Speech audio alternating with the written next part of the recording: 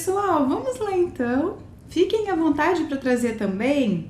Aqui eu acredito que tenha várias pessoas da área, né, da psicologia ou que trabalham com a saúde mental ou psicanálise.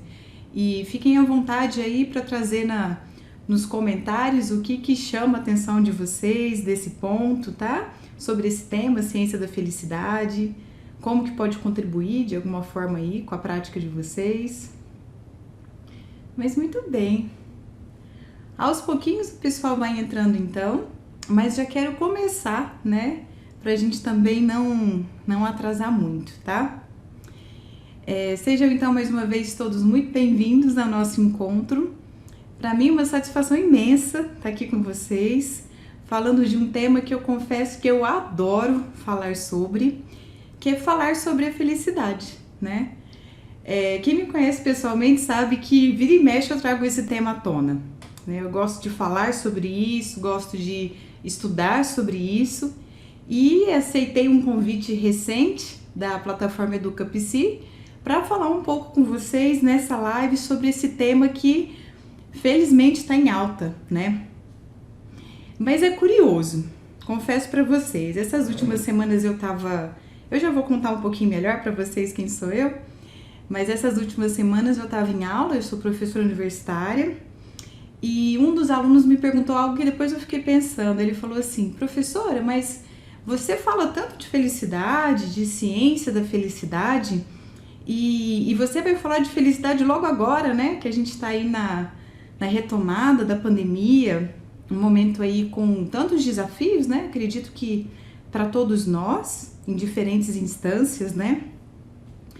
E ele falou: mas você vai falar de felicidade logo nesse momento? E aí eu conversei muito com ele que esse é o melhor momento para a gente falar de felicidade, né? E quando eu falo assim de felicidade, eu não estou falando assim de maneira nenhuma que a gente vai negar os desafios que a gente está enfrentando. Quando eu falo de felicidade, não estou evitando falar das adversidades que a gente tem na vida, né? Mas eu estou falando de estratégias, maneiras, e aí, do meu ponto de vista, na perspectiva da ciência, do que a gente pode fazer para sermos mais resilientes diante essas adversidades, né? Ou se a gente for para a linha da psicologia positiva, eles usam muito um termo que é a antifragilidade, né? Se aproxima um pouco aí da resiliência, mas tem um contexto mais no sentido de que, mesmo com os desafios da vida, eu consiga me manter, né, manter a minha estrutura, ter essa continuidade, né? Então, meu convite para vocês nesse momento é, mesmo num contexto com tantas adversidades, a gente poder falar sobre a felicidade e os desafios da felicidade. E aí eu não sei quem tá aqui, quem é profissional da área da saúde, né, ou não, se puderem compartilhar aí também os desafios que a gente tem encontrado em campo, né?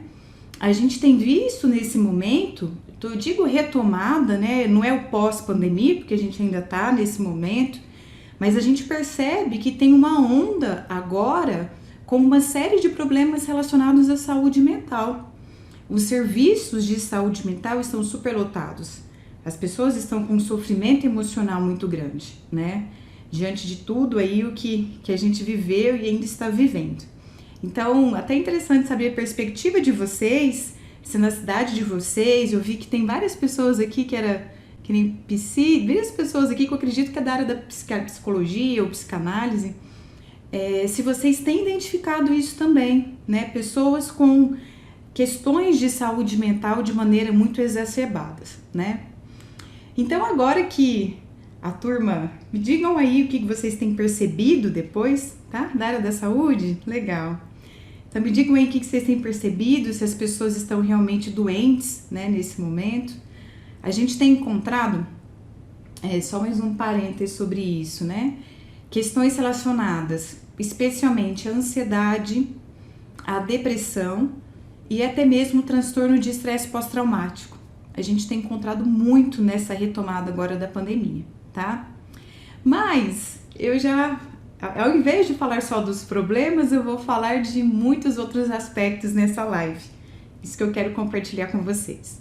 E agora que a gente já está com um grupo de pessoas aqui, vamos lá ao ponto, né, para a gente falar um pouco melhor sobre a felicidade, né? Bom, já comecei a live falando que é o tema que eu mais gosto de falar, né, que é falar sobre ciência, e eu me descobri falando sobre a felicidade. E falando um pouquinho então de felicidade, a gente tem diferentes perspectivas, né?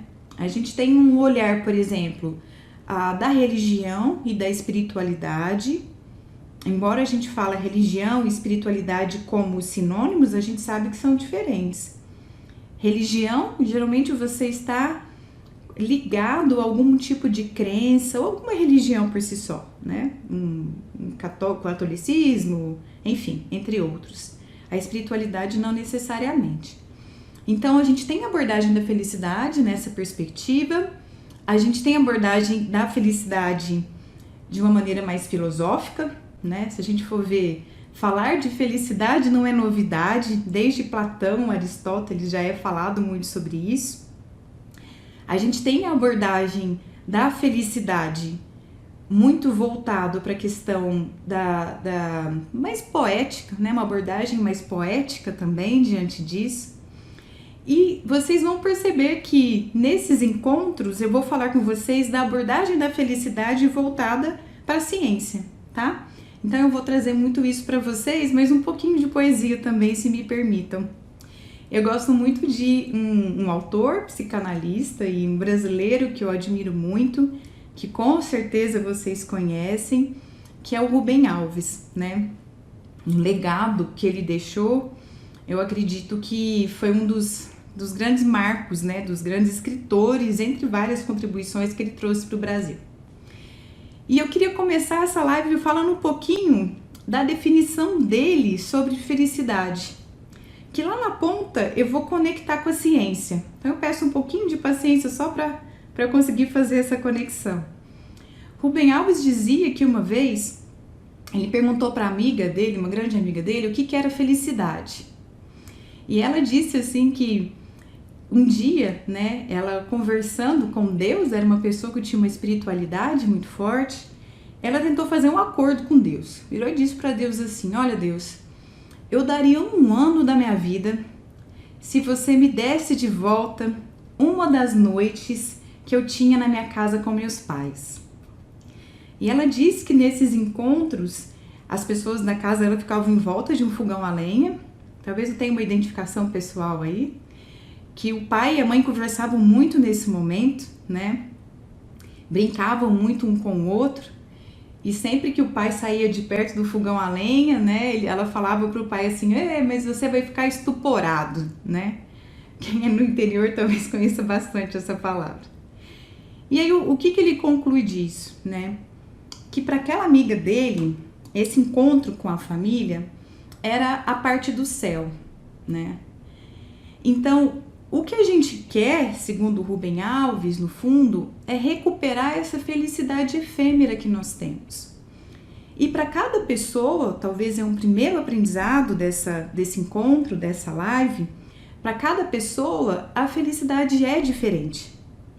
O céu, que é para mim, que eu teria vários exemplos de felicidade efêmera para dar para vocês na minha vida pessoal, é diferente provavelmente de vários de vocês que estão aqui nessa live.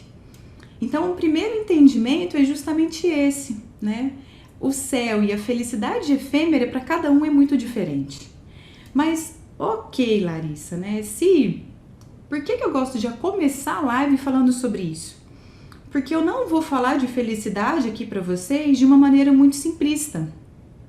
A gente não pode tratar a felicidade de uma maneira simplista, né? Sempre que eu tenho algum livro que fala 3 passos para ser feliz, embora eu vou citar alguns tópicos aqui da ciência com vocês, eu fico desconfiada porque eu acho que a felicidade não é algo tão concreto nesse sentido, né? Cada um tem o seu céu. Então, embora, né, a felicidade seja diferente para cada um, a gente precisa entender também que a felicidade, ela é possível. O sentimento de felicidade, ele é possível em diferentes fases da vida. Basta um olhar talvez mais cuidadoso para o que realmente faz a gente feliz. talvez o entendimento do que é a felicidade e esse céu e essa felicidade efêmera que eu tanto estou falando, não esteja tão claro para cada um de nós. Então, ok, professora Larissa, então se você não vai falar da felicidade simplista, o que é que eu vou falar aqui com vocês? Embora a felicidade seja única para cada um, a gente sabe que nós temos algumas características em comum das pessoas mais felizes, tá? Então aí, para chegar nesse ponto, eu preciso contar brevemente sobre a minha história um pouquinho para vocês entenderem o porquê que eu tô aqui, né? Eu sou mineira, do interior de Minas Gerais, saí do interior mesmo, uma cidade que chama Paraíso, São Sebastião do Paraíso. Tanto que meu apelido na faculdade era Eva, por eu ser do Paraíso, meus amigos brincavam muito, mas eu sempre gostei muito de pesquisa, né? Então, por isso que eu fui estudar na Universidade de São Paulo. Então, eu estudei muito na Universidade de São Paulo. Na graduação, já me envolvi com a pesquisa e a ciência sempre me encantou. Por quê? Eu acho que hoje, para mim, faz muito mais sentido, né? Eu sempre fui aquele tipo de adolescente, criança meio inquieta, no sentido do porquê, mas por quê? Aquela criancinha que às vezes é até chata, de tanto que eu falando do porquê, né? Eu sempre tive muito esse perfil. E foi na Universidade de São Paulo que eu encontrei a minha paixão, que é a ciência. A ciência, ela muitas vezes, ela traz mais dúvidas do que respostas. E o que é o difícil da ciência? É que você só vai entender o sentido dela, às vezes, lá na frente. E a gente tem que ter paciência para isso, né? Então, desde que eu me graduei, eu fui fazer mestrado e doutorado. E aí teve um tema muito incomum que eu trabalhei no mestrado e doutorado. Eu fui aprovada na Faculdade de Medicina, aqui de Ribeirão Preto, da Universidade de São Paulo. E tanto no mestrado como no doutorado, eu estudei a dor humana. Então, os temas que eu estudava e eu me aprofundava era depressão, era ansiedade, era dependência de álcool e drogas. E eu me encantei quando eu descobri, por exemplo, o porquê que a gente fala que a depressão, por exemplo, é uma doença, né? A gente fala que é uma doença porque ocorrem alterações neurocerebrais daquela pessoa que, associadas com um comportamento, né, prejudicial, faz com que ela se torne dependente. Que se torne depressivo, desculpa. Tô dando um spoiler, porque a dependência também, né? Para quem aqui já é da área, a gente estuda, entende o porquê que a pessoa se torna dependente de álcool e drogas. Por que isso é uma doença? Age num sistema chamado sistema neuronal de recompensa, que faz com que a pessoa busque sempre aquele comportamento. Então, por exemplo, né, vamos lá pensar junto comigo. Pense você aí, que está aí na live, num alimento que você adora, né? Um alimento ou um hábito que você adora fazer. Não sei, comer chocolate, tomar café, né? Enfim, comer muito, ver televisão, jogar videogame, uma rotina, né? Um comportamento que você faça muito e te traga prazer. Ok, esse comportamento de fazer algo que te dá prazer, ele ativa o nosso sistema neuronal de recompensa, que faz com que você repita esse comportamento. Só que o que acontece? Vou falar um pouquinho do meu lado pessoal, né? Eu adoro chocolate, sou louca em chocolate. Mas eu não como todo dia, eu controlo o meu comportamento. A mesma situação não ocorre em quem são dependentes de álcool e outras drogas, porque tem uma ativação muito mais forte do sistema neuronal de recompensa. Isso, associado a questões sociais e comportamentais, faz com que seja muito mais difícil. Então, eu falei um pouquinho da neurociência aqui, para trazer, eu estudei isso no meu mestrado e doutorado, e eu estudei uma síndrome chamada síndrome alcoólica fetal, que é uma síndrome de que crianças que foram expostas ao álcool ainda intraútero, né, elas desenvolvem. Então, as mães consumiram muito álcool na gestação e as crianças desenvolveram. Então, vamos fechar aqui para vocês entenderem essa minha trajetória.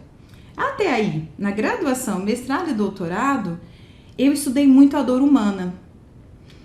E eu tinha um sonho, né, e sonho parece que é algo distante, né? Eu tinha essa vontade e a determinação de ter uma experiência no exterior. Então, eu estudei muito, fui aprovada na UNC, que é a Universidade da Carolina do Norte, uma da quinta melhor, para ser mais exata, dos Estados Unidos, e eu fui lá só para trabalhar especificamente com esse tema. Então, eu trabalhava com crianças que tinham síndromes, né, síndrome alcoólica fetal, mais específico, e eu trabalhava com mulheres que tinham transtornos mentais. E até então, eu via muita dor humana. Talvez quem aqui é da área, né, a gente vê muito a dor humana. A gente tem protocolos, a gente tem diagnóstico, né, critérios de diagnósticos para tratamento, a gente tem todo um protocolo para seguir diante da depressão e a dependência, mas eu sentia isso ainda muito pouco perto dos problemas que eu via, né? Então, o que eu percebi assim? Eu percebi que eu estudei por muitos anos as doenças e eu estudei por muito tempo, eu sabia, assim, critérios da síndrome alcoólica fetal, falo até hoje com o pé nas costas, assim, mas me travava quando alguém trazia para mim assim, ok, mas como que eu faço para minha mãe ter felicidade, né? E aí, nesse momento, eu falei, peraí, de doença eu sei, de doença eu entendo, mas o que eu sei sobre bem-estar, o que eu sei sobre felicidade? E aí eu pergunto para vocês, né? Vocês consideram que vocês sabem mais sobre doenças, né? Sobre critérios diagnósticos, sobre psicopatologias de maneira geral? Ou vocês sabem mais na prática de vocês sobre a ciência da felicidade? A gente tem, pessoal, eu vou trazer no workshop uma parte importante que é a ciência da compaixão. Olha, né? Compaixão parece que é algo tão associado à espiritualidade, à religião, mas não, a gente tem ciência hoje em dia demonstrando, olha que interessante, que há áreas cerebrais que são ativadas quando nós somos compassivos. Há áreas cerebrais, eu vou trazer uma aula só para isso, mas olha que interessante. Quando você fala, eu atendi hoje um paciente que ele mexeu muito comigo, ele me trouxe uma dor grande, né? Ou então, nossa, hoje eu conversei com alguém e a dor dele é tão grande que eu fui tão empático que parece que eu senti a dor dele. Alguns estudos de neuroimagem trazem que você literalmente sente a dor daquele paciente. A mesma área cerebral que é ativada no momento que você sente dor física, né? É a mesma área que é ativada quando você é muito empático com aquela pessoa, né? Então, o que a gente percebe, olha que legal, a Cristiana trouxe aqui, infelizmente nos é ensinado muito mais sobre a ótica do sofrimento. Exatamente, Cristiana.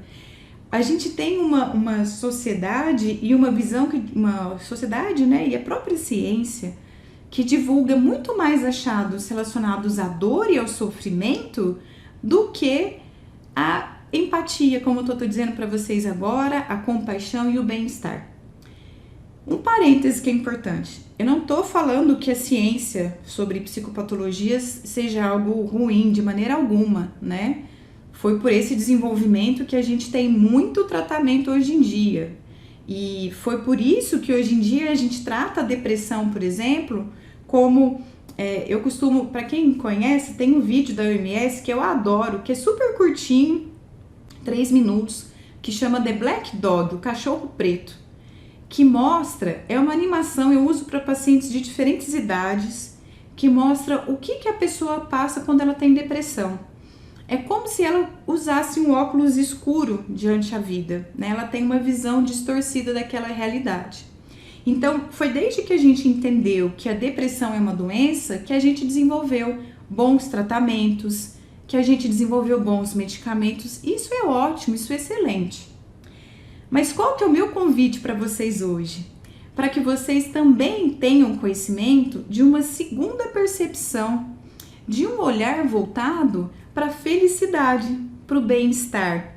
Como o seu corpo age diante da felicidade? O que é ativado? Vou falar de maneira grosseira. O que é ativado no seu corpo quando você está feliz? O que é ativado quando você está otimista?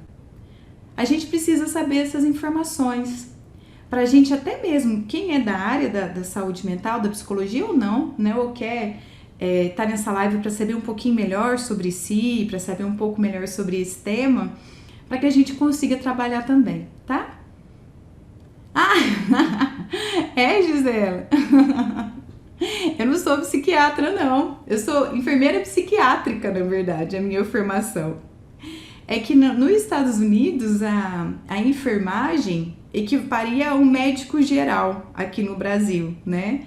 Mas eu não tenho psiquiatria, eu não sou psiquiatra. Muita gente me pergunta, viu, Gisela? Mas muito bom. Você deve me conhecer da Educa Psi, né? Então, muito bom. Então, visto tudo isso, tá? O nome do vídeo, esse, Nath Jesus, ele é um desenho, tá? Ele é bem simples, chama O Cachorro, você vai encontrar como Cachorro Preto, é The Black Dog. É uma animação da OMS, que deixa eu contextualizar, né? É o cachorro preto porque nos Estados Unidos a depressão é chamada de cachorro preto. É um apelido da depressão nos Estados Unidos. Então você vai ver um videozinho da OMS que é bem interessante, tá?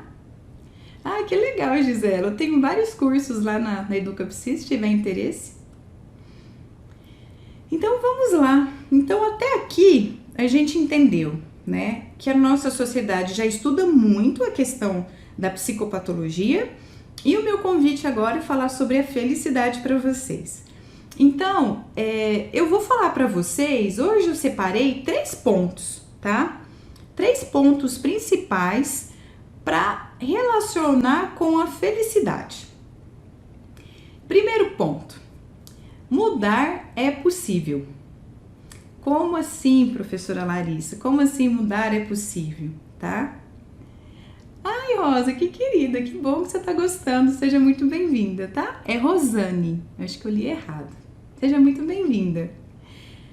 3 pontos principais que eu trago de reflexão para você, tá? Para pensar sobre a felicidade. Primeiro mudar é possível. Você tem aí na sua família aquela tia Dirce, ou qualquer tia que você imaginar, que fala assim, pau que nasce torto nunca se endireita. Isso aí não tem jeito mais não. Uma vez assim, sempre vai ser assim, né? Quem nunca ouviu isso? Muitas pessoas dizem isso com o pensamento de que agora eu vou pegar um pouquinho mais na ferida. Mulher é ruim de matemática, né? Mulher é muito sentimental. Ou fulano não sabe nada sobre contas. Esse daí não melhora nunca. A gente vive numa sociedade que muitas vezes traz isso pra gente, né? Você tem uma amiga que fala assim, pau que nasce torto nunca se direito. Aquele dali não muda. Vai ser sempre assim. Sempre foi, não vai mudar, né? E aí é como se aquela pessoa, né? Claro que tem muitas coisas envolvidas com isso, mas é como se depois de um certo tempo a gente fosse impregnado com aquele comportamento. Então você é assim ou é assim e pronto, acabou. Isso tem muito a ver, a ciência, pessoal, ela achava que a gente não poderia aprender literalmente até por volta dos nossos 21, 22 anos. O que a ciência por muito tempo disse, né? Já ouviram falar, por exemplo, que se for para aprender uma outra língua, tem que ser quando é criança. Na vida adulta, essa pessoa nunca vai aprender. Alguém já ouviu falar dessas histórias também de aprendizagem? Um novo hábito, como, por exemplo, meditação ou qualquer outro hábito, isso aí tem que ser quando a pessoa é novinha ou adolescente. Ficou mais velho e já não adquire um comportamento.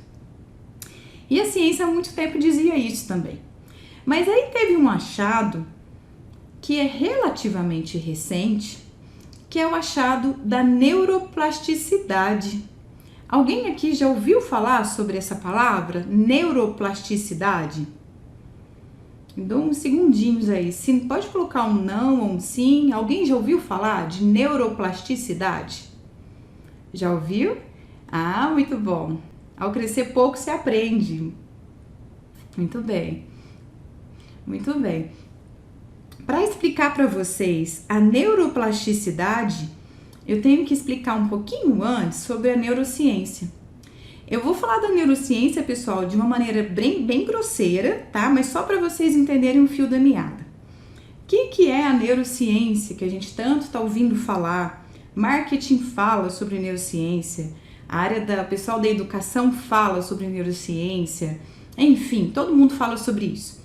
Neurociência não é uma ciência nova, sinto informar. Se a gente for considerar os neuroanatomistas, né? Já há muito tempo a gente estuda isso. E o que é neurociência? Nada mais é que o estudo científico do sistema nervoso central, tá? A Nath, coach às vezes fala de neuroplasticidade, eu já vou explicar o porquê. Então, neurociência é isso, né? É o estudo do sistema nervoso central e periférico. Ok. Por que ele é importante? E por que a gente fala muito de neurociência nas últimas décadas? Com os exames, especialmente de imagem, a gente começou a perceber melhor como, especialmente o sistema nervoso central, como que ele age. A partir disso, a gente entende mais os nossos comportamentos. Como assim, professora? Bom, a gente sabe hoje, por exemplo, só estou exemplificando, por que adolescente tem um comportamento tão impulsivo? Estou falando aqui da explicação da neurociência, tá? Pessoal de outras linhas, eu sei e eu respeito também, mas da área da neurociência. Por quê? Tem uma região do nosso cérebro, que é a região do sistema límbico, relacionado a emoções. E o cérebro do adolescente ele tem uma ativação muito grande dessa área. Em contrapartida, o adolescente não tem a área pré-frontal, que é a nossa parte relacionada à razão, ao julgamento, não está tão desenvolvido. Então, o que acontece? Um boom de hormônios, sistema límbico ativado e eu não tenho nada ali para frear. Batata, o adolescente tem um comportamento impulsivo. Como que a gente descobriu isso? A partir principalmente de exames de imagem, que a gente começou a entender. E aí a gente pode estender para depressão, ansiedade, vários outros contextos, tá? Mas por que eu falei da neurociência? Foram estudos da neurociência que identificaram a neuroplasticidade. Alguém aqui falou de coach, né? A Nath, que eles às vezes falam de neuroplasticidade. E o que é neuroplasticidade? É a capacidade de adaptação do sistema nervoso.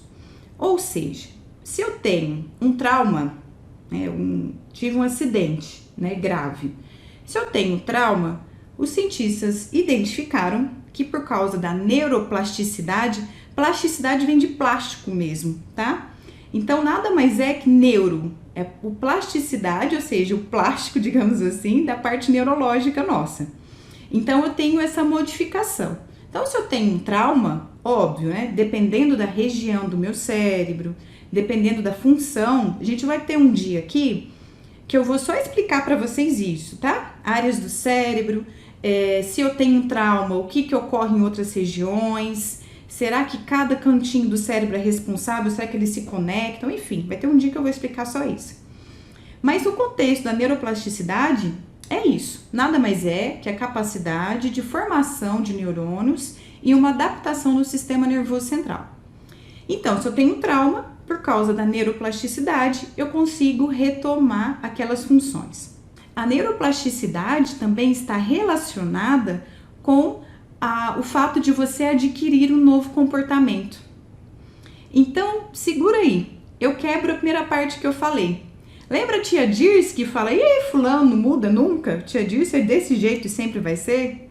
A neuroplasticidade diz o contrário. A neuroplasticidade diz, olha, fulano, se ele tiver hábitos e mudança de comportamento, ele consegue, por causa da neuroplasticidade, alterar a função do cérebro dele, tá? Um outro ponto que a neuroplasticidade diz, quanto mais você tem determinados comportamentos, mais você vai reforçar isso a nível neuronal. Por exemplo, Vocês conhecem alguém que parece que está sempre feliz? Que a pessoa às vezes tem até adversidades na vida, né? Que ela tem problemas, mas parece que ela tá otimista, tá feliz, né? Tá sorrindo. Tem pessoas que são assim, né? E aí você olha e fala, gente, fulano tá com tal problema, eu acho que eu no lugar dele não ia dar conta. E olha como que ele tá. Pensando na neuroplasticidade, essa pessoa, ela reforça mais neurônios e a parte neurológica dela relacionada com o comportamento otimista e feliz, tá? Ah, gostei, ó. A neuroplasticidade é exclusivamente intencional? Ah, Gisela, muito boa a sua pergunta. Não necessariamente. A neuroplasticidade vai para os dois lados, né? Tanto por quê? Ah, agora deixa eu aprofundar, eu não dou conta. Deixa eu explicar um pouco melhor. O nosso cérebro, vou falar a verdade, ele é preguiçoso no seguinte sentido. Repara aqui, Gisela. Muitas vezes a gente senta sempre no mesmo lugar da mesa. Ou então, muitas vezes a gente faz o caminho do trabalho e às vezes, não sei se já aconteceu com você, se já aconteceu com alguém aí, me diz. E às vezes é sábado, domingo, não tá trabalhando, mas sem querer faz o caminho do trabalho, né? Por que acontece isso? O nosso cérebro ele tem uma tendência de ter comportamentos repetidos, porque ele gasta menos energia. Aqui eu tô falando de uma maneira grosseira, tá? Eu posso trazer isso de maneira mais aprofundada em algum outro encontro. Então, quando você me pergunta que é exclusivamente intencional, nem sempre. Já passou, Rosane? Nem sempre. Às vezes a gente entra naquela rotina e aqui eu vi uma colega aqui agora mesmo que trabalha com Mindfulness. Mindfulness trabalha muito com isso, né? De você quebrar esse comportamento do piloto automático para que você consiga mudar suas rotinas e criar novos hábitos. Então, um exemplo simples, né? A Rosane falou que já passou por isso. Que a gente dá pra gente ficar mais consciente. Se você sempre almoça do mesmo lugar da mesa, senta em outro lugar. Se você sempre faz o mesmo caminho do trabalho, tenta um dia que estiver mais tranquilo, claro, não vai pegar um caminho perigoso, né? Mas tenta fazer um caminho diferente, para o seu cérebro se acostumar também com outras formações. Então, a neuroplasticidade não é apenas intencional. E um outro ponto, que aí eu faço um adendo, algo para vocês prestarem atenção, a neuroplasticidade, ela também, quanto mais velho a gente fica, embora exista a neuroplasticidade, ela é diminuída.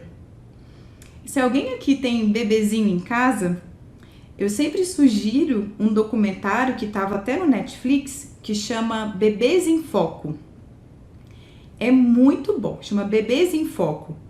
E ele mostra muito bem isso. A neuroplasticidade do bebê é muito rápida, né? Por isso que o bebê está ali lidando com o mundo. Novos neurônios estão sendo feitos a todo momento. Nós adultos, isso claro que diminui, tá? Mas onde eu quero chegar é possível a mudança. Se eu quero melhorar minha qualidade de vida, se eu quero diminuir o meu nível de estresse, se eu quero ter um novo comportamento na minha rotina, é possível, e é possível que isso gere uma neuroplasticidade, novas conexões. Então, talvez um primeiro ponto aí que eu queria destacar, Gisela, muito bem, a mudança de hábito exige uma intenção. Fora isso, qual outro tipo de neuroplasticidade? Ocorrem outros tipos de neuroplasticidade que você não necessariamente está intencionado, tá? Por exemplo, você pode criar neuroplasticidade, eu vou falar um pouco de uma visão do mundo negativa, né? Deixa eu dar mais um exemplo mais concreto. Eu vou falar aqui, em alguns momentos do workshop, do quanto que é importante a gente ter uma percepção de mundo diferente, no sentido de a gente ter uma percepção de mundo mais otimista, mais positiva. Sempre, eu tenho alguns alunos aqui, tá?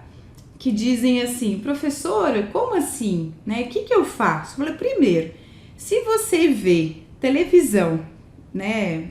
Especialmente esses canais que falam só de tragédias, que falam só, né, de coisas ruins, de assassinatos, enfim. Como que você quer ter uma percepção de vida otimista, sendo que o que você consome diariamente são aspectos negativos? Então, a neuroplasticidade, nesse sentido que eu tô trazendo, eu tô vendo apenas coisas ruins. Não é minha intenção ter uma formação de novos neurônios negativos. Não é minha intenção, isso não é intencional. Mas se eu me exponho somente a isso, eu vou começar a ter essa percepção, tá? Tô adorando, porque tem muita coisa aqui pra gente ir discutindo. Então, o primeiro ponto, né, que eu queria trazer para vocês é isso. A neuroplasticidade, ela permite que a gente tenha uma mudança positiva e duradoura. Ah, mas é possível uma mudança negativa também? Também. Mas aí cabe a nós e aos pacientes que a gente vai acompanhar essa mudança. Então, a gente consegue treinar o nosso cérebro, literalmente, para que a gente tenha mudanças positivas. Agora, deixa eu trazer um dado real da Sarah Lausder. Ela é uma pesquisadora, só para ilustrar, tá? O que eu tô querendo dizer com neuroplasticidade. Ela avaliou 3 grupos. Um primeiro grupo de monges budistas que praticavam a meditação, né? Claro, monge budista pratica meditação. Um segundo grupo que praticava meditação, mas não eram monges, eram pessoas comuns, como eu e você. E um terceiro grupo que não praticava meditação. E ela avaliou esses 3 grupos. E o que ela percebeu? Como já esperado, né? Uma pessoa, um monge budista, que já pratica há décadas a meditação, ele tem algumas áreas cerebrais, esse estudo é super massa, super legal, que ele identificou que as áreas cerebrais relacionadas a estímulo de reação de luta ou fuga, de liberação de adrenalina, ou seja, aquele estresse, que depois a gente pode conversar sobre isso, mas relacionado ao estresse, nos monges budistas ele diminui.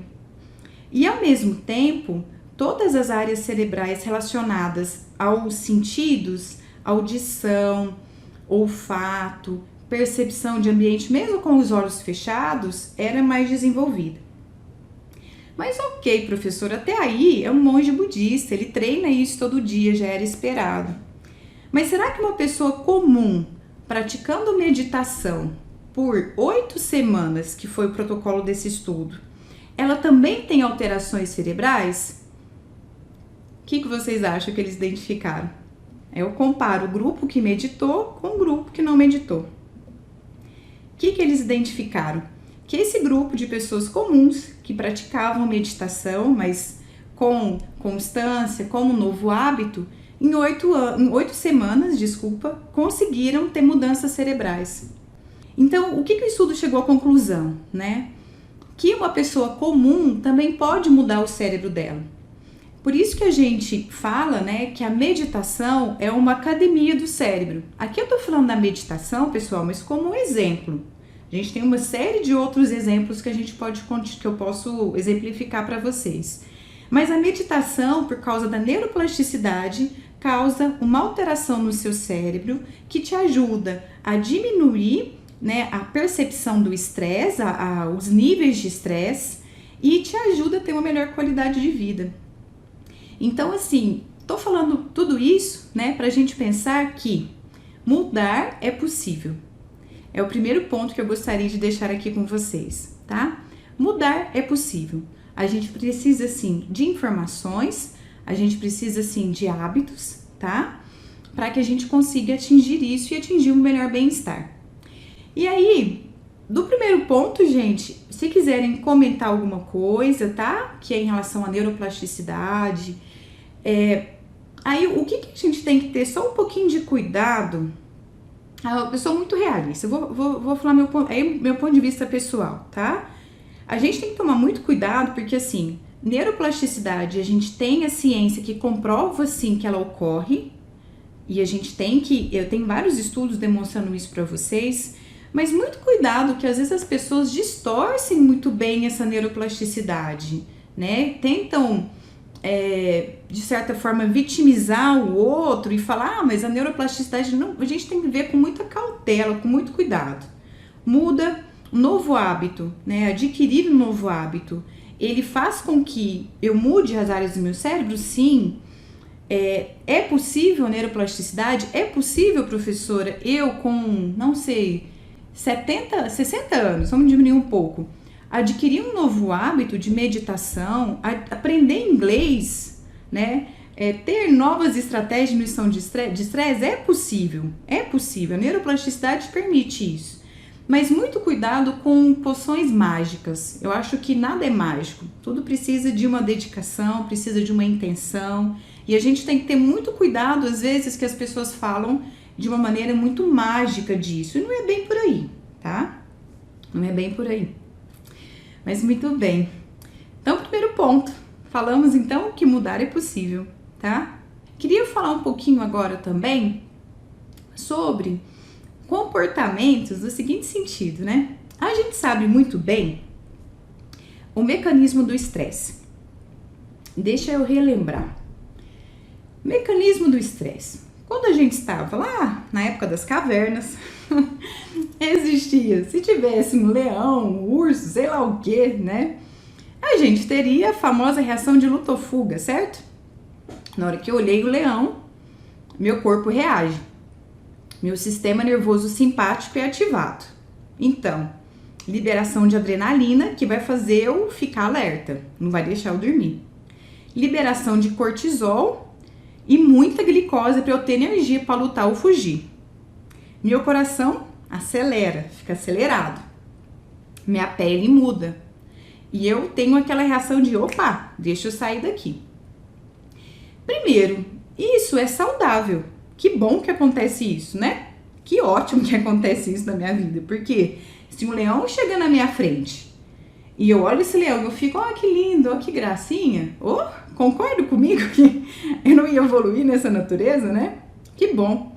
Então, quando eu tenho uma situação de estresse, meu sistema nervoso simpático é ativado. Até que aprendemos.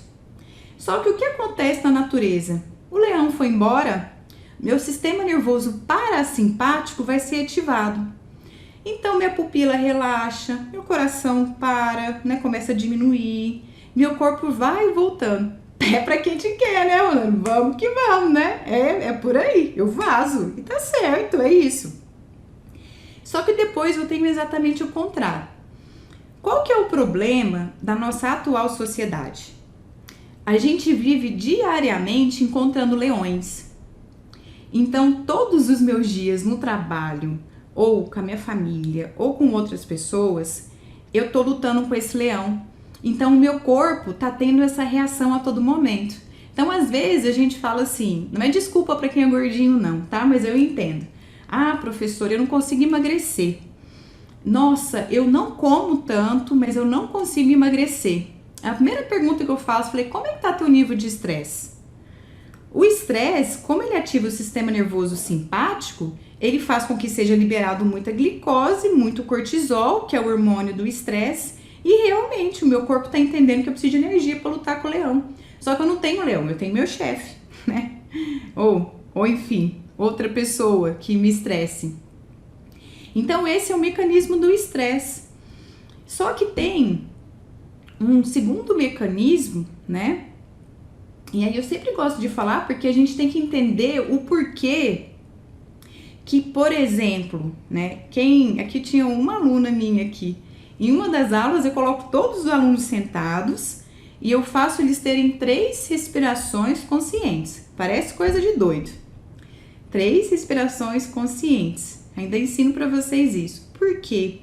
Quando eu tenho 3 respirações longas, tentando prestar simplesmente atenção na minha respiração, aqui eu nem tô falando de meditação, tô falando de respiração, eu começo a desativar o meu sistema nervoso simpático. É um recado que eu mando pro meu corpo assim, opa, peraí amigo, calma, não tem leão nenhum aqui não, é só seu chefe chato, segura a onda aí. Só que o que acontece, né, nas nossas academias, na nossa sociedade, a gente não aprende muito bem a, por exemplo, como manejar as emoções, como reduzir o estresse. É justamente o contrário. E aí contei essa historinha para dar o segundo tópico para vocês. O primeiro foi mudar é possível e segundo, sobre a busca da felicidade. A nossa sociedade fala assim para você: fulano, se você quer ter sucesso profissional, o que você tem que fazer? Deixa seus contatos sociais de lado e foca no que você realmente quer.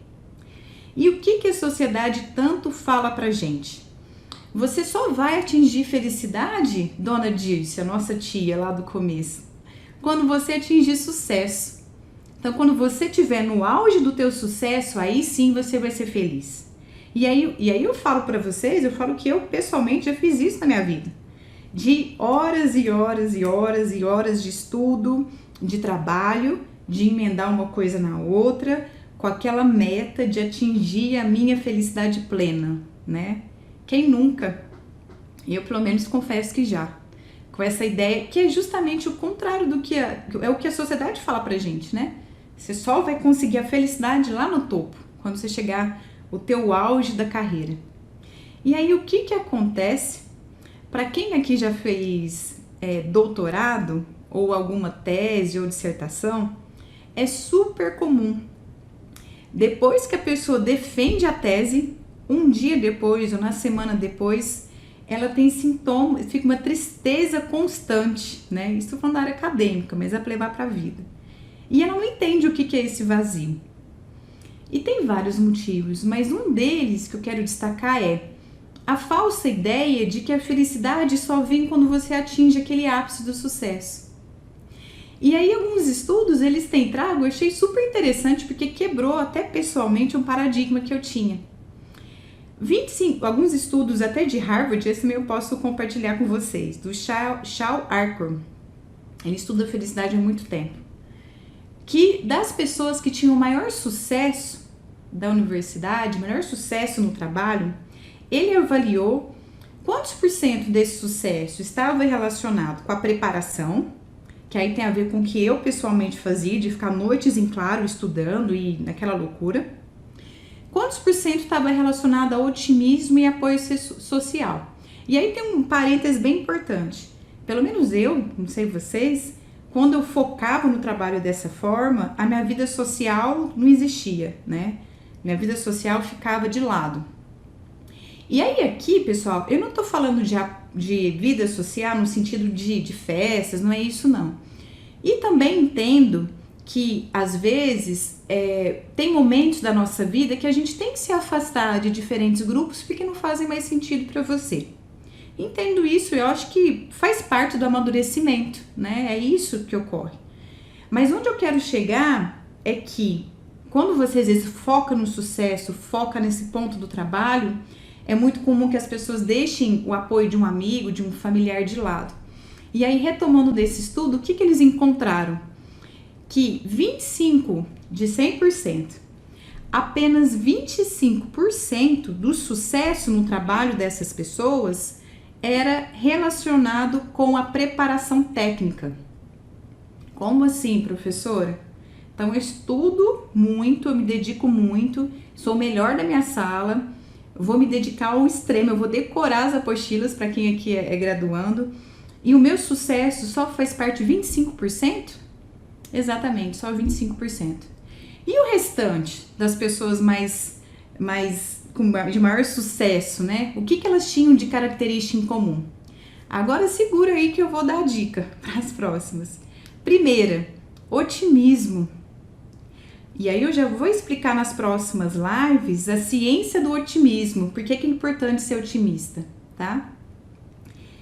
Segundo, apoio social. Olha que quebra de paradigma. Então quer dizer que quanto mais sucesso eu tenho, mais eu tenho que ter pessoas ao meu lado para me apoiar, para me dar suporte, para me incentivar? Exatamente isso. E o que a gente faz? O oposto. A gente compra, né, essa ideia de que se eu quero ter sucesso, eu preciso esquecer minha vida social. E é justamente o oposto. E a terceira característica, né, que eu falei que eram 3, que a pessoa precisa ter, é o manejo e o controle emocional. Então, pessoas que têm um maior controle dos níveis de estresse, maior controle dos níveis de ansiedade, elas conseguem sim ter um maior sucesso profissional. Então, tô trazendo isso pra gente ir fechando a live, mas sobre o otimismo, eu já dou algumas dicas bem mais práticas para vocês. Como que a gente atinge o otimismo? Não é negar a realidade, tá? Isso que eu quero chegar. Bom, vou falar da minha vida pessoal. Eu já não vejo televisão, alguns canais já faz um bom tempo. E aí a pessoa fala, mas então você não fica sabendo o que acontece no mundo? Não, fico sabendo. Aliás, se vocês forem nos lugares que eu trabalho todas as manhãs, que são, eu passo em várias unidades básicas de saúde, hospitais, eu vejo a realidade de uma maneira muito real, né? Mas como que eu mantenho o meu otimismo da minha vida? Eu faço escolhas mais saudáveis para mim. Então, eu escolho ter momentos mais saudáveis, com maior otimismo. Eu evito ver, por exemplo, esses canais que só passa tragédia. Se eu vou ver, eu escolho o dia que eu quero ver um filme, por exemplo, que pode trazer emoções negativas para mim. Então, eu não nego a realidade, mas eu faço escolhas mais conscientes que mantenham o meu otimismo, tá? Turma, falei muito. Espero que vocês todos tenham gostado, tá? O meu objetivo aqui é ajudar, né, vocês com conhecimento sobre a ciência da felicidade e conhecimento tanto para utilizar na área profissional, né, na área pessoal, enfim. Espero poder colaborar com vocês aí. Falo muito para vocês, muito obrigada pelo retorno, viu, Rosane? Obrigada a todos aí. Eu fico à disposição, tá? Para dúvidas, para o que eu puder ajudá-los, podem contar comigo, tá bom?